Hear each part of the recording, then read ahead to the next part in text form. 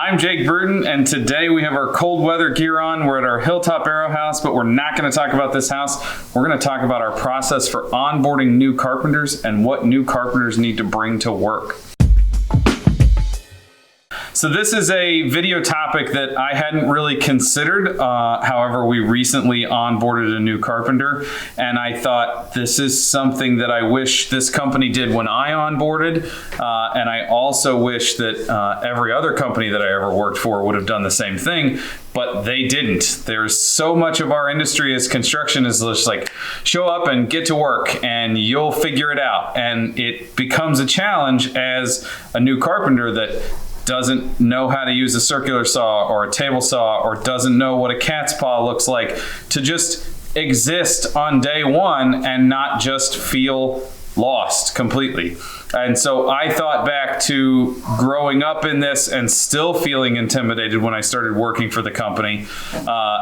When I was working on our employee handbook, and I decided to try to add some things that would resolve those issues for new hires, new carpenters, even people that have been in the trades that are new to our company. So let's start with our overarching philosophy on how tools work with aero building and how I think is a very fair way of doing this. I have a basic hand tools list that includes everything on the table in front of me and tool pouches and things like that that I require carpenters to bring to the table. Now, if you don't have it when you're starting out, I ask you to bring what you do have. Most people have a hammer, most people have a screwdriver. And then I ask that if I need to cover it for the first 3 months, I'll buy it, and over the first 3 months, you can pay me back for that initial tool setup. I find that to be I'm not asking for anything overly expensive. I'm not asking for anything that is overly specialized. All of this is stuff that could fall in the home maintenance at some point category, and I think every person should own anyway. Just from if you're going to own a home, it's pretty hard to do anything at your house without the general assortment in front of me. Now, after we leave this basic hand tools list, though, we get into things that I do not feel are the carpenter's responsibility. Anything that takes a battery, anything that plugs in, anything that you would need a pickup to haul, all those sorts of things, from circular saw, table saw, to ladders, to scaffolding, I want to be the one to supply that. Number one, ease of purpose. If I'm the one in charge of supplying it, then there's absolutely no reason why it shouldn't be on the job. If you're in charge of supplying your own screw gun, every other Monday somebody comes to work and goes, I got to run home and get the screw gun. I was hanging pictures over the weekend. I was working on my own house and I forgot to load it back in the truck. If it's mine, there's absolutely no reason why it shouldn't be in our job trailer, a job lockbox, or in the company pickup. If it's yours, you'll forget and you'll leave it wherever you were using it on the weekend. Two, again, simplicity purposes. If I'm supplying everything, then I know that we have batteries, and I know that we have enough batteries to operate everything. I've had multiple employees in the past go, I'll bring my own screw guns and circular saws. And they show up with a drill, an impact, and a circular saw, and one battery to run all three. And then 2 hours into the day, they're saying, well, I got to take a longer break because the battery's not charged yet. If I'm the one supplying the tools, there's absolutely no reason why we don't have enough batteries to get through the day when it comes to cordless stuff. And then three is a little bit of a safety thing. I don't want your dirty old extension ladder on my job. I want an extension ladder that's rated for me with a tool pouch on, and I want step ladders that are rated for me, and I want circular saws that haven't had the guard removed. So if it's my tool, I can be responsible for the safety aspect of it and not have to worry about, oh, this ladder was my grandfather's, it's wooden, it'll hold us. Because I've had that sort of conversation before. So this set of tools, chances are it's really difficult to make any of these unsafe, but everything on as the builder supplying the tools, there are tons of ways for those things to be unsafe. And we actually talk about with our carpenters and our project managers, we're going to make sure these things are safe. If something's wrong with one of these, we need to know about it. We need to know what we need to do to fix it, or if we need to replace it. And then nobody's hesitant to go, hey, this ladder's broken. We need a new one, because it's not coming out of their pocket. It's coming out of mine. So they're more inclined to be involved in the safety process. So when you're a new hire with my company, a new carpenter, you get an employee handbook. One of the things in the employee handbook is a list of job descriptions.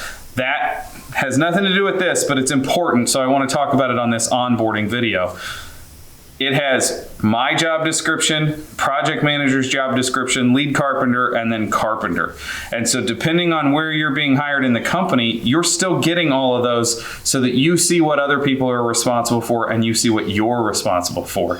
And I would note that the first thing on everyone's list is sweep and clean job sites, because we know that a clean job site gives a little bit of an impression to our clients that we're paying attention and that we care about what we're doing with their money for their project. A client might not know what a good construction project looks like, but they do know what a clean construction project looks like. After that, next is our basic hand tool list. I'm going to run through it real quick. These are Sydney, our new carpenter. These are her tools, so I thought it would be fun to just use her tools as the example. There's a sliding scale of price. You know, you could make this arrangement of tools in front of me cost $1,000. You could make it cost $100. My recommendation is buy things that feel comfortable in your hand, that you think are going to be okay quality, and think of it as like, well, if this gets me 2 years, I'll be able to afford something else if I don't like this one at the end of that 2 years, and I won't have wasted my money. So don't go bottom of the barrel. You know, the hardware store has that bin that you can dig through. Probably don't go there, but you can go one step up. So we have 2 hammers on our list. I prefer, and my recommendation is a framing hammer with a straighter claw and a trim hammer with a curved claw. They give you a little bit of different ability to pull nails. It also changes the way it rides in your pouch for depending on what you're doing. I also would recommend that the framing hammer have a waffle face and the trim hammer have a smooth face. And that's a purely new carpenters tend to miss, so I don't want a waffle face around anything if I don't have to have it around it. Second, nail sets. Now, when we talk about sliding scale on these tools, these are the perfect nail sets. Just buy this pack from Stanley. It's a 3-pack. I have probably bought 50 of these over the years, because every time I have a new carpenter and they don't have one, I just give them the ones out of my pouch, and the next time I think I'm going to need them, I'll go and buy them. That's an easy one for me to hand down. They're going to get lumber pencils from your lumber distributor or your salesman. I highly suggest the Marksol as well, because it writes anywhere. The lumber pencil thing, and Sydney doesn't have one of these yet. I have a pencil sharpener. I know it's super anal, but the pencil sharpener makes a big difference. I like a set of lineman's pliers rather than an adjustable throat pliers or what people call channel locks. These are really good to just grip about anything. You can cut, and you can actually back pull staples or nails in trim. So if we're doing demo, that actually brings up a good point. This is a general carpentry toolkit. We're not framers, we're not trim carpenters, we're not tile setters, we're not plumbers. We're kind of all of that, and this is just a general let's get started and move forward, and then we can specialize from there. Screwdriver, I think that this is a good one as well. There's multiple heads that go in this thing. I push for my carpenters to not bother getting ones that are insulated, because we're not electricians. We're not supposed to be doing electrical work. 2-foot square and a speed square. The 2-foot square might be optional. The speed square is not. You cannot exist in the carpentry world without having a speed square and knowing how to use it. If you're going to do any sort of framing, this is a must. This even helps a lot with trim work and stuff like that. I really like a torpedo level or a 2-foot level. Torpedo level is nice because it fits in your pouch and you can do minor adjustments with it. Flat bar, mini flat bar, and a glazing bar. If we're pulling trim or we're doing demo, these aren't optional, and you really have to figure out which one of those works for you, because there's wonder bars, there's all sorts of other options. The cat's paw. I had somebody the other day say that they didn't know what a cat's paw was, and I did the meow thing, and everybody involved in the conversation understood. We have a chalk line, a utility knife that you can replace blades in. I like this better than those flip open ones that hold the same knife, just because these hold a little more blades. Aviation snips. This is one of those weird things about our industry that's kind of universal. The yellow handle ones are neither left nor right. They're a universal, so they fit in your hand basically the same way, and they give you a straight cut. This is the one I think you should use. And then wood chisels are the last thing on my list. Don't buy expensive wood chisels as a beginning carpenter. Buy something that is easy to replace financially if you ding them up, because you'll ding them up. The last two things that are not on our list that need to be added to our list is eyes and ears. And what I do is we keep a stock of eyes in our job trailer, and I actually bought Sydney like a 1,000, is it 1,000 pack? 100 pack of these Milwaukee ears. Those are important. Now we're going to take a quick break and come right back. One thing that I forgot to mention, because Sydney was using her tape measure when I stole all of her tools, is tape measure. And so I don't force you to buy a specific brand. I do say that it has to be a minimum of 25 feet. I carry a 30, a 35, or a 25, depending on what we're working on that day. This tape measure actually is millimeters and inches, just because when I'm doing simple things like cabinetry or something like that, I don't care that it's 36 inches. I just want to be able to do the math easy to find the center. So sometimes converting to millimeters on the tape makes things easier. So that's something to keep in mind as well, although that can get confusing real quick if you're not great with a tape measure. So I actually wanted to introduce you to Sydney. I'm going to ask Sydney to step in here. We're going to stand a little bit apart. And I want to...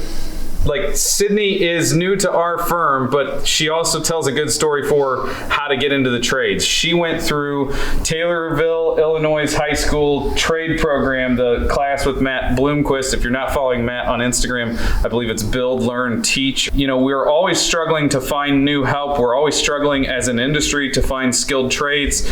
I called someone that I knew taught a class about building trades that I've helped out with and said, who do you have that graduated recently? And he said, let me send out an email. And 5 minutes later, I got a text message from Sydney asking about how to apply for the job. So I wanted to welcome Sydney to our team, and I wanted to give her from Diamondback. They're going to provide her with new bags as a way of welcoming Sydney to the trade as well. Diamondback makes fantastic stuff if you haven't seen it before. One of the cool things that they have is they have a flat bar holster and a hammer holster. So new carpenters, you don't have to worry about things swinging around and banging into stuff as much. It took me a really long time, probably until I was 25, to figure out that I was going to run into stuff with my tool bags on. So I think this solves that solution. The other really cool thing is these bags lay closer to your body than other bags, so you're not slamming into stuff as well. So that was a surprise. Enjoy. This is what you need if you're going to start working for aero building as a beginner tool setup. I think you should have this sort of thing ready for your employees so that they understand what's going to happen and why and what the expectations are, because if you can master these things, you can go a long way in the trades. Till next time, I'm Jake Bruton for The Build Show. Don't forget to follow me on Instagram. Check out The Build Show Network every week. There's 6 new videos throughout the week. Matt Rice, Wade Paquin, Brent Hull, and Steve Basic are all putting stuff up, from basic hand tools to extreme air sealing details to HVAC and millwork. It's all there. Check it out. Thanks for watching.